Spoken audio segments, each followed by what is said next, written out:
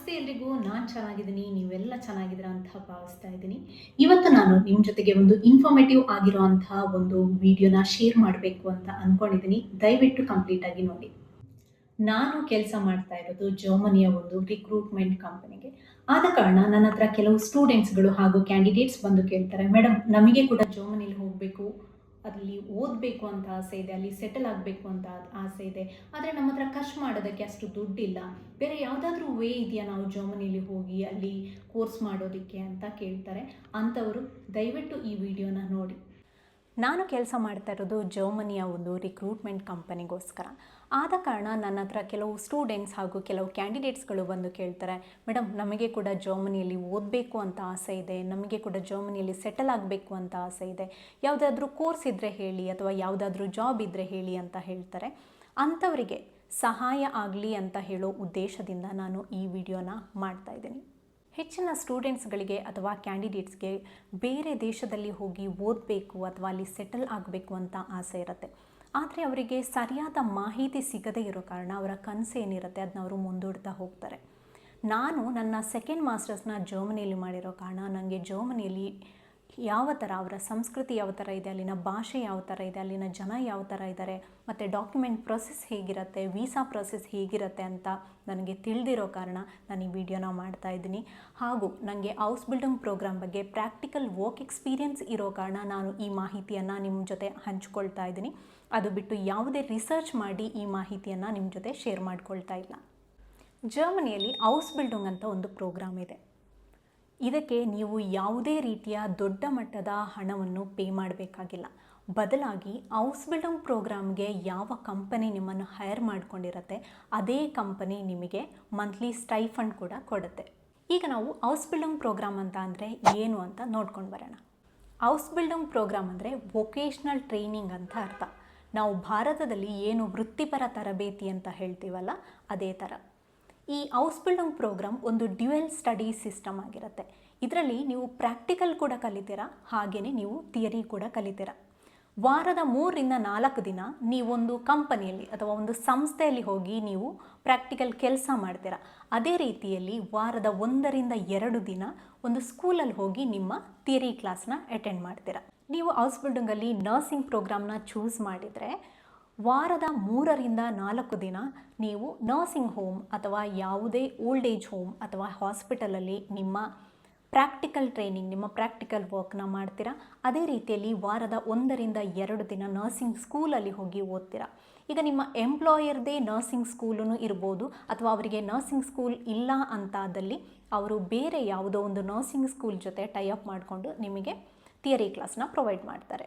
ಈ house building ಪ್ರೋಗ್ರಾಮ್ನ duration ಎಷ್ಟಿರುತ್ತೆ ಅಂದರೆ 3 ರಿಂದ 3.5 ವರ್ಷ ಆಗಿರುತ್ತೆ. ಹಾಗೂ ಇದು ಡಿಪೆಂಡ್ಸ್ ಅಪಾನ್ ನೀವು ಯಾವ ಕ್ಷೇತ್ರದ ಹೌಸ್ ಬಿಲ್ಡಿಂಗ್ ಪ್ರೋಗ್ರಾಮ್ನ ಆಯ್ಕೆ ಮಾಡ್ಕೊಂಡಿದ್ದೀರಾ ಅಂತ ಆಗಿರುತ್ತೆ. ಇನ್ನು ಈ ಹೌಸ್ ಬಿಲ್ಡಿಂಗ್ ಪ್ರೋಗ್ರಾಮಲ್ಲಿ ಯಾವುದೆಲ್ಲ ಸೆಕ್ಟರ್ಸ್ಗಳು ಅಥವಾ ಯಾವುದೆಲ್ಲ ಫೀಲ್ಡ್ಗಳು ಅಥವಾ ಯಾವುದೆಲ್ಲ ಕ್ಷೇತ್ರಗಳಲ್ಲಿ ಹೌಸ್ ಬಿಲ್ಡಿಂಗ್ ಪ್ರೋಗ್ರಾಮ್ ಲಭ್ಯವಿದೆ ಅಂತ ನಾನು ನಿಮಗೆ ಹೇಳ್ತೀನಿ. ನರ್ಸಿಂಗ್ ತುಂಬ ಡಿಮ್ಯಾಂಡಿಂಗಲ್ಲಿ ಇರುವಂತಹ ಹೌಸ್ ಬಿಲ್ಡಿಂಗ್ ಫೀಲ್ಡ್ ಆಗಿದೆ. ಹಾಸ್ಪಿಟಾಲಿಟಿ, ಆಮೇಲೆ ಬೇಕಿಂಗ್, ಆಟೋಮೊಬೈಲ್, IT, ಮೆಕ್ಯಾನಿಕಲ್ ಹಾಗೂ ಲಾಜಿಸ್ಟಿಕ್, ಈ ಥರ ತುಂಬ ಫೀಲ್ಡ್ಗಳಲ್ಲಿ ಹೌಸ್ ಬಿಲ್ಡಿಂಗ್ ಪ್ರೋಗ್ರಾಮ್ ಲಭ್ಯವಿದೆ. ಈ ಹೌಸ್ ಬಿಲ್ಡಿಂಗ್ ಪ್ರೋಗ್ರಾಮಲ್ಲಿ ಇಂಟೇಕ್ಸ್ ಅಂತ ಇರುತ್ತೆ. ವರ್ಷದಲ್ಲಿ 2 ಇಂಟೇಕ್ಸ್, ಒಂದು ಮಾರ್ಚ್ ಹಾಗೂ ಏಪ್ರಿಲ್ ಇಂಟೇಕ್, ಇನ್ನೊಂದು ಸೆಪ್ಟೆಂಬರ್ ಹಾಗೂ ಅಕ್ಟೋಬರ್ ಇಂಟೇಕ್. ಈಗ ನೀವು ಮಾರ್ಚ್ ಅಥವಾ ಏಪ್ರಿಲ್ ಇಂಟೇಕ್ಗೆ ಹೋಗಬೇಕು ಅಂತ ಇದ್ದರೆ, ಅಂದರೆ 2027ರಲ್ಲಿ ಮಾರ್ಚ್ ಹಾಗೂ ಏಪ್ರಿಲ್ ಇಂಟೇಕ್ಗೆ ನೀವು ಜರ್ಮನಿಗೆ ಹೌಸ್ ಬಿಲ್ಡಿಂಗ್ ಪ್ರೋಗ್ರಾಮ್ನ ಮಾಡೋದಕ್ಕೆ ಹೋಗಬೇಕು ಅಂತ ಇದ್ದರೆ, ನೀವು 2026ರ ಅಕ್ಟೋಬರ್ ನವೆಂಬರಲ್ಲಿ ಇಂಟರ್ವ್ಯೂಸ್ನ ಅಟೆಂಡ್ ಮಾಡಬೇಕಾಗತ್ತೆ. ಅದೇ ರೀತಿಯಲ್ಲಿ 2027 ಸೆಪ್ಟೆಂಬರ್ ಹಾಗೂ ಅಕ್ಟೋಬರ್ ಇಂಟೇಕ್ಗೆ ನೀವು ಹೌಸ್ ಬಿಲ್ಡಿಂಗ್ ಪ್ರೋಗ್ರಾಮ್ಗೆ ಜರ್ಮನಿಗೆ ಟ್ರಾವೆಲ್ ಮಾಡಬೇಕು ಅಂತ ಇದ್ದರೆ, ನೀವು 2027ರ ಮಾರ್ಚ್ ಹಾಗೂ ಏಪ್ರಿಲ್ ತಿಂಗಳಲ್ಲಿ ನಡೆಯುವಂತಹ ಇಂಟರ್ವ್ಯೂನ ಅಟೆಂಡ್ ಮಾಡಬೇಕಾಗತ್ತೆ. ಈಗ ಈ ಹೌಸ್ ಬಿಲ್ಡಿಂಗ್ ಪ್ರೋಗ್ರಾಮ್ಗೆ ಎಲಿಜಿಬಿಲಿಟಿ ಕ್ರೈಟೀರಿಯಾ ಏನೆಲ್ಲ ಇದೆ ಅಂತ ನಾನು ನಿಮಗೆ ತಿಳಿಸ್ಕೊಡ್ತೀನಿ. ಮೊದಲನೇದಾಗಿ ನೀವು ಕನಿಷ್ಠ 12ನೇ ತರಗತಿ ಪಾಸಾಗಿರಬೇಕು. ಎರಡನೆಯದು ನಿಮಗೆ 18 ರಿಂದ 30 ವರ್ಷದ ಒಳಗಡೆಯವರಾಗಿರಬೇಕು. ನೀವು ಜರ್ಮನ್ ಲ್ಯಾಂಗ್ವೇಜ್ ಕಲ್ತಿರಬೇಕು, ಅಂದರೆ ಜರ್ಮನ್ ಲ್ಯಾಂಗ್ವೇಜ್ B2 ಸರ್ಟಿಫಿಕೇಟ್ ನಿಮ್ಮ ಕೈಯಲ್ಲಿ ಇರಬೇಕು. ಜರ್ಮನ್ ಲ್ಯಾಂಗ್ವೇಜಲ್ಲಿ A1 ಲೆವೆಲ್ ಇದೆ, A2, B1, B2, C1, C2. A1 ಹಾಗೂ A2 ಬೇಸಿಕ್ ಲೆವೆಲ್ ಆಗಿರುತ್ತೆ. ಬಿ ಒನ್ ಅಂದರೆ ನೀವು B1 ಅಲ್ಲಿ ಸೆಂಟೆನ್ಸ್ ಹೇಗೆ ಕ್ರಿಯೇಟ್ ಮಾಡೋದು ಅಂತೆಲ್ಲ ಕಲಿತೀರಾ. B2 ಅಲ್ಲಿ ನೀವು ಫ್ಲೂಯೆಂಟಾಗಿ ಮಾತಾಡ್ತೀರಾ. ಹಾಗೆಯೇ C1, C2 ತುಂಬ ಅಡ್ವಾನ್ಸ್ ಲೆವೆಲ್ ಆಗಿರುತ್ತೆ. ಆದ ಕಾರಣ ಈ ಹೌಸ್ ಬಿಲ್ಡಿಂಗ್ ಪ್ರೋಗ್ರಾಮ್ಗೆ ನೀವು A1 ಓದಬೇಕು, A2 ಓದಬೇಕು, B1 ಲೆವೆಲ್ ಓದಬೇಕು, B2 ಲೆವೆಲ್ ಎಕ್ಸಾಮ್ ಬರೆದು ಸರ್ಟಿಫಿಕೇಟ್ ನಿಮ್ಮ ಕೈಯಲ್ಲಿ ಇರಬೇಕಾಗತ್ತೆ. ಜರ್ಮನ್ ಲ್ಯಾಂಗ್ವೇಜ್ ಎಕ್ಸಾಮ್ ಬರೆಯೋದಕ್ಕೆ ಡಿಫ್ರೆಂಟ್ ಎಕ್ಸಾಮಿನೇಷನ್ ಬೋರ್ಡ್ಸ್ಗಳಿದ್ದಾವೆ. ಗ್ಯೋತೆ ಇದೆ, ECL, OSD, ಟೆಲ್ಕ್ ಅಂತ ಹೇಳೋ ಎಕ್ಸಾಮಿನೇಷನ್ ಬೋರ್ಡ್ಗಳಿದ್ದಾವೆ. ನೀವು ಯಾವ ಎಕ್ಸಾಮಿನೇಷನ್ ಬೋರ್ಡಲ್ಲಿ ಹೋಗೋನು ನಿಮ್ಮ ಎಕ್ಸಾಮ್ನ ಅಟೆಂಡ್ ಆಗ್ಬೋದು. ಹಾಗೂ ಬೇಸಿಕ್ ಕಮ್ಯುನಿಕೇಷನ್ ಸ್ಕಿಲ್ ಇರಬೇಕು. ಹಾಗೆಯೇ ತುಂಬ ಇಂಪಾರ್ಟೆಂಟ್, ನಿಮಗೆ ಓದೋದಕ್ಕೆ ಆಸಕ್ತಿ ಇರಬೇಕು. ಹಾಗೆಯೇ ನೀವು ನರ್ಸಿಂಗ್ ಅಥವಾ ಹಾಸ್ಪಿಟಾಲಿಟಿ ಸೆಕ್ಟರ್ನ ಸೆಲೆಕ್ಟ್ ಮಾಡ್ತಾ ಇದ್ದರೆ ಫಿಸಿಕಲಿ ಹಾಗೂ ಮೆಂಟಲಿ ಫಿಟ್ ಆಗಿರಬೇಕು. ಹಾಗೆಯೇ ನೀವು ತುಂಬ ಇಲ್ಲಿ ಗಮನಿಸಬೇಕಾಗಿರೋವಂಥದ್ದು ಏನಂತಂದರೆ, ಈ ಹೌಸ್ ಬಿಲ್ಡಿಂಗ್ ಪ್ರೋಗ್ರಾಮ್ಗೆ ನೀವು ಯಾವುದೇ ರೀತಿಯ ಇಂಗ್ಲೀಷ್ ಪ್ರೊಫಿಷಿಯನ್ಸಿ ಟೆಸ್ಟ್ಗಳು ಆದಂತಹ IELTSನ ಬರೆಯೋ ಅವಶ್ಯಕತೆ ಇರೋದಿಲ್ಲ. ಬದಲಾಗಿ ನೀವು ಜರ್ಮನ್ ಲ್ಯಾಂಗ್ವೇಜ್ ಸರ್ಟಿಫಿಕೇಟ್ನ ಪ್ರೊವೈಡ್ ಮಾಡಬೇಕು. ಯಾಕಂದರೆ ಜರ್ಮನಿಯಲ್ಲಿ ತುಂಬ ಕಡಿಮೆ ಜನ ಇಂಗ್ಲೀಷಲ್ಲಿ ಮಾತಾಡ್ತಾರೆ. ಅಲ್ಲಿ ಎಲ್ಲ ಕಡೆನೂ ಜರ್ಮನ್ ಭಾಷೆಯಲ್ಲೇ ಮಾತಾಡ್ತಾರೆ. ಈಗ ನೀವೊಂದು ಪಬ್ಲಿಕ್ ಟ್ರಾನ್ಸ್ಪೋರ್ಟಲ್ಲಿ ಹೋಗೋದಾದ್ರೂ ಅಥವಾ ನೀವೊಂದು ಶಾಪ್ಗೆ ಹೋಗ್ತಾ ಇದ್ದಲ್ಲಿ ಅಲ್ಲಿ ಜರ್ಮನ್ ಭಾಷೆಯಲ್ಲೇ ಮಾತಾಡ್ತಾರೆ. ಹಾಗೆಯೇ ಈಗ ನರ್ಸಿಂಗ್ ಅಥವಾ ಯಾವುದೇ ರೀತಿಯ ಹೌಸ್ ಬಿಲ್ಡಿಂಗ್ ಮಾಡೋದು ಇದ್ದಾಗ ಅಲ್ಲಿ ಪೇಷಂಟ್ಸ್ಗಳು ಅಥವಾ ಅಲ್ಲಿರುವಂತಹ ರೆಸಿಡೆಂಟ್ಸ್ಗಳ ಜೊತೆ ನೀವು ಜರ್ಮನ್ ಭಾಷೆಯಲ್ಲೇ ಮಾತಾಡಬೇಕಾಗತ್ತೆ. ಆದ ಕಾರಣ ಜರ್ಮನ್ ಲ್ಯಾಂಗ್ವೇಜ್ ಇಲ್ಲಿ ತುಂಬ ಇಂಪಾರ್ಟೆಂಟ್ ಆಗಿರುತ್ತೆ. ಇನ್ನೊಂದೇನಂತಂದರೆ, ನಿಮಗೆ ರಿಲೆವೆಂಟ್ ವರ್ಕ್ ಎಕ್ಸ್ಪೀರಿಯನ್ಸ್ ಇದ್ದರೆ ಅದು ಇನ್ನೂ ಅಡ್ವಾಂಟೇಜ್ ಆಗುತ್ತೆ. ಯಾವ ಥರ ಅಂದರೆ, ಈಗ ನೀವು ನರ್ಸಿಂಗ್ ಹೌಸ್ ಬಿಲ್ಡಿಂಗ್ ಪ್ರೋಗ್ರಾಮ್ ಮಾಡಬೇಕು ಅಂತ ಪ್ಲ್ಯಾನ್ ಇದ್ದಾಗ ನೀವು ಯಾವುದೇ ಒಂದು ಕ್ಲಿನಿಕಲ್ಲಿ ಹೋಗಿ ಒಂದು 3ರಿಂದ 4 ತಿಂಗಳು ಕೆಲಸ ಮಾಡೋದು, ಅಲ್ಲಿ ಬರುವಂಥ ಪೇಷಂಟ್ಸ್ಗಳ ಜೊತೆ ಮಾತಾಡೋದು, ಅವರಿಗೆ ಫಿಸಿಕಲಿ ಹಾಗೂ ಮೆಂಟಲಿ ಸಪೋರ್ಟ್ ಮಾಡೋದು, ಈ ಥರ ಯಾವುದೇ ಎಕ್ಸ್ಪೀರಿಯನ್ಸ್ ಇದ್ರೂ ಅದು ಕೌಂಟ್ ಆಗುತ್ತೆ. ಅದೇ ರೀತಿಯಲ್ಲಿ ನೀವು ಓಲ್ಡ್ ಏಜ್ ಹೋಮ್ಗೆ ಹೋಗಿ ನೀವು ಯಾವುದಾದ್ರೂ ವಾಲಂಟ್ರಿ ಸರ್ವಿಸ್ ಮಾಡ್ತಾ ಇದ್ದರೆ ಅದೂ ಎಕ್ಸ್ಪೀರಿಯನ್ಸ್ ನಿಮಗೆ ಕೌಂಟ್ ಆಗುತ್ತೆ. ನಾನಿಲ್ಲಿ ಒಂದು ಸಿನಾರಿಯೋನ ನಿಮಗೆ ಹೇಳ್ತೀನಿ. ನಮ್ಮೊಂದು ಕ್ಯಾಂಡಿಡೇಟ್, ಆ ಕ್ಯಾಂಡಿಡೇಟ್ಗೆ ಒಂದು 28 ವರ್ಷ ಆಗಿರುತ್ತೆ. ಅವ್ರು ಏನು ಮಾಡಿರ್ತಾರೆ ಅಂದರೆ MCOM ಓದಿರ್ತಾರೆ, ಆಯಿತಾ. ಅವರಿಗೆ ನರ್ಸಿಂಗ್ ಹೌಸ್ ಬಿಲ್ಡಿಂಗ್ ಪ್ರೋಗ್ರಾಮ್ ಮಾಡಬೇಕು ಅಂತ ಆಸೆ ಇರುತ್ತೆ. ಆದರೆ ಆ ರಿಲೆವೆಂಟ್ ವರ್ಕ್ ಎಕ್ಸ್ಪೀರಿಯನ್ಸ್ ಅವ್ರ ಹತ್ರ ಇದೆ.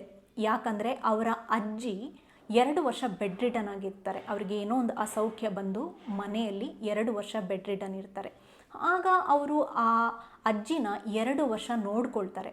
ಆ ವರ್ಕ್ ಎಕ್ಸ್ಪೀರಿಯನ್ಸ್ನ ಇಟ್ಕೊಂಡು ಇಂಟರ್ವ್ಯೂವಲ್ಲಿ ಅವರ ಏನು ವರ್ಕ್ ಎಕ್ಸ್ಪೀರಿಯನ್ಸ್ ಇದೆ, ಅವರವರ ಮನೆಯಲ್ಲಿ ಅಜ್ಜಿನ ನೋಡ್ಕೊಂಡಿದ್ದಾರಲ್ವ, ಅದರಿಂದ ಇನ್ಸ್ಪೈರ್ ಆಗಿ ಅವರು ನರ್ಸಿಂಗ್ ಹೌಸ್ ಬಿಲ್ಡಿಂಗ್ ಮಾಡಬೇಕು ಅಂತ ಇನ್ಸ್ಪಿರೇಷನ್ ತಗೊಂಡು ನರ್ಸಿಂಗ್ ಹೌಸ್ ಬಿಲ್ಡಿಂಗ್ಗೆ ಅಪ್ಲೈ ಮಾಡಿ ಅವರಿಗೆ ಆಫರ್ ಲೆಟರ್ ಬರುತ್ತೆ.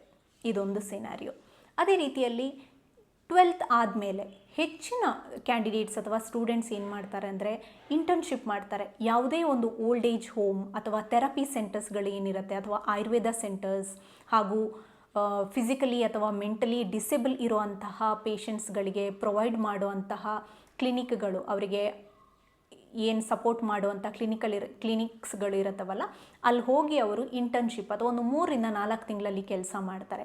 ಆ ಎಕ್ಸ್ಪೀರಿಯನ್ಸು ತಗೊಂಡು ಬಂದಾಗ ಅವರಿಗೆ ನರ್ಸಿಂಗ್ ಹೌಸ್ ಬಿಲ್ಡಿಂಗಿಗೆ ಹೈರ್ ಮಾಡ್ಕೊಳ್ಳೋವಂತಹ ಚಾನ್ಸಸ್ ಜಾಸ್ತಿ ಇರುತ್ತೆ. ಆದ ಕಾರಣ ನಿಮಗೆ ರಿಲೆವೆಂಟ್ ವರ್ಕ್ ಎಕ್ಸ್ಪೀರಿಯನ್ಸ್ ಇದ್ದರೆ ಇದು ಒಂದು ಅಡ್ವಾಂಟೇಜ್ ಆಗುತ್ತೆ. ಇನ್ನು ನಿಮ್ಮ ಸ್ಟೈಫಂಡ್ ಬಗ್ಗೆ ನಾನು ಹೇಳ್ತೀನಿ.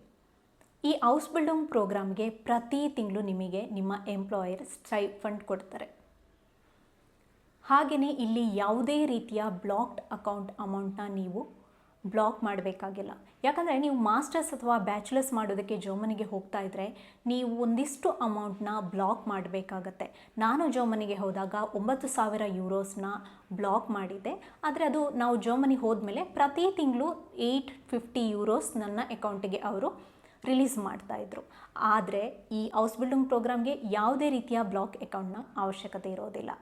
ಹಾಗೆಯೇ ನಿಮ್ಮ ಸ್ಟೈಫಂಡ್ ಡೀಟೇಲ್ಸ್ ಏನಂತಂದರೆ ಮಿನಿಮಮ್ 1,000 ಯೂರೋಸಿಂದ ನಿಮ್ಮ ಸ್ಟೈಫಂಡ್ ಸ್ಟಾರ್ಟ್ ಆಗುತ್ತೆ. ಅದು ಹಾಗೆಯೇ ನೀವು ಯಾವ ಕ್ಷೇತ್ರದ ಹೌಸ್ ಬಿಲ್ಡಿಂಗ್ ಪ್ರೋಗ್ರಾಮ್ನ ಆಯ್ಕೆ ಮಾಡಿರ್ತೀರಾ ಅದರ ಮೇಲೆ ಡಿಪೆಂಡ್ ಆಗಿರುತ್ತೆ. ಆದರೆ ಮಿನಿಮಮ್ €1000 ಅಂದರೆ €1000 ಇರುತ್ತೆ. ಅದು 1300ರಿಂದನೂ ಆರಂಭ ಆಗ್ಬೋದು, 1400ರಿಂದಲೂ ಆರಂಭ ಆಗ್ಬೋದು. ನಾನು ಹೇಳಿದ ಹಾಗೆ ಯಾವ ಕ್ಷೇತ್ರದ ಹೌಸ್ ಬಿಲ್ಡಿಂಗ್ನ ಆಯ್ಕೆ ಮಾಡಿದ್ದೀರಾ ಅದರ ಮೇಲೆ ಡಿಪೆಂಡ್ ಆಗಿರುತ್ತೆ. ಹಾಗೂ ನಿಮ್ಮ ಎಂಪ್ಲಾಯರ್ ನಿಮ್ಮನ್ನು ಹೈರ್ ಮಾಡ್ಕೊಂಡಿರೋರು ಯಾವ ಸಿಟಿಯಲ್ಲಿ ಇರ್ತಾರೆ ಅದರ ಮೇಲೆ ಡಿಪೆಂಡ್ ಆಗಿರುತ್ತೆ. ಈಗ ಫಾರ್ ಎಕ್ಸಾಂಪಲ್ ನಿಮಗೆ ಮೊದಲನೇ ವರ್ಷ €1100 ನಿಮಗೆ ಸ್ಟೈಫಂಡ್ ಸಿಗ್ತಾ ಇದ್ದರೆ, ಎರಡನೇ ವರ್ಷ 1200 ಆಗುತ್ತೆ, ಮೂರನೇ ವರ್ಷ 1300 ಆಗುತ್ತೆ. ಪ್ರತಿ ವರ್ಷ ನಿಮ್ಮ ಸ್ಟೈಫಂಡ್ ಜಾಸ್ತಿ ಆಗ್ತಾ ಹೋಗುತ್ತೆ. ಇನ್ನು ಈ ಹೌಸ್ ಬಿಲ್ಡಿಂಗ್ ಪ್ರೋಗ್ರಾಮಿಂದ ನಿಮಗೆ ಯಾವುದೆಲ್ಲ ಬೆನಿಫಿಟ್ಸ್ ಇದೆ ಅಂತ ನಾನು ಹೇಳ್ತೇನೆ. ನಾನು ಆವಾಗಲೇ ಹೇಳಿದ ಹಾಗೆ ಇಲ್ಲಿ ನೀವು ಯಾವುದೇ ದೊಡ್ಡ ಮಟ್ಟದ ಫೀಸನ್ನು ಪೇ ಮಾಡಬೇಕಾಗಿಲ್ಲ.